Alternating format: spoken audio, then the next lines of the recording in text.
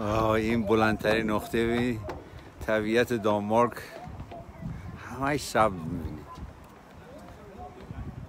وحشتناکه. اسم این تور هم گذاشتن تور بزرگ رویایی. یه جایی هست از این فصل که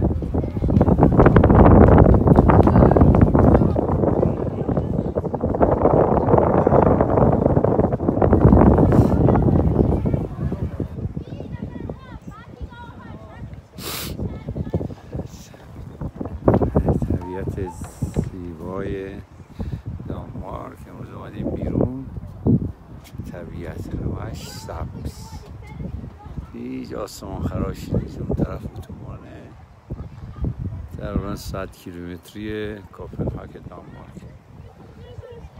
حدود 10 کیلومتر باید پیاده بری تا برسی به اینجا.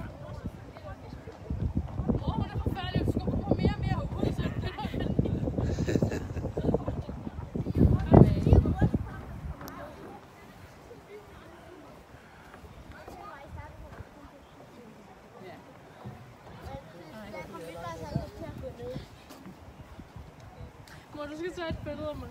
Okay.